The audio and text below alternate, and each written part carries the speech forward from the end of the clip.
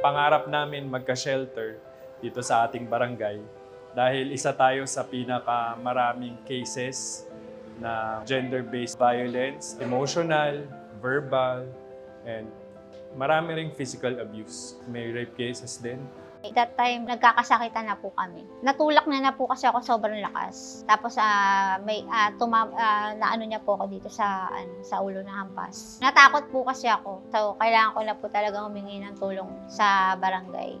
Nagulat po ako na pagdating po namin ng anak ko dito, meron po palang ganitong shelter na pagpasok mo, bibigyan ka na po agad ng pagkain, kakalmahin ka po nila. Tapos binigyan pa po kami ng higaan na hindi ko po na-expect na naka-aircon pa po. Kala ko po hindi po kami makakatulog dahil nga po sa sobrang takot namin. Pero pag sarap po namin ng pinto, sobrang nakalma po talaga kami.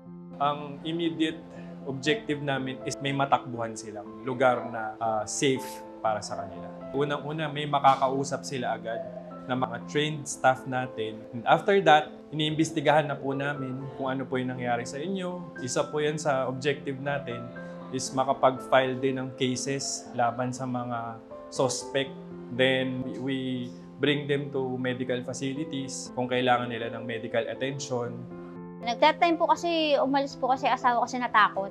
Mga 1 week din po yata. Bali, nag-usap po kami. Tapos, nag-sorry po siya. Yung mga vowsy po, staff, binalikan po kami. Tapos, tinanong po kung ano pong naging sitwasyon na namin after po nung galing po kami dito. Sabi ko naman po, nakapag-usap na po kami. And parang naano rin po kasi asawa ko natakot.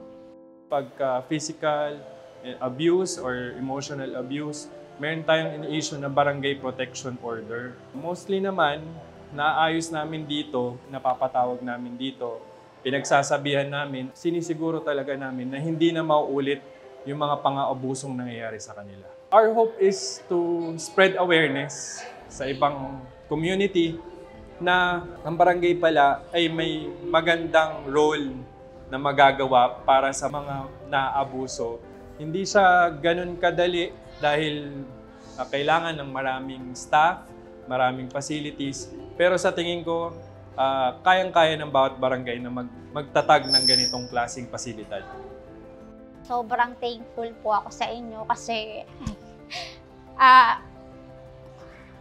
meron po pala ganito na handang tumulong sa amin. Magkakaroon po kami lakas ng loob na lumaban at magkaroon din po ng aral dun sa mga taong walang ano na manakit ng kapwa.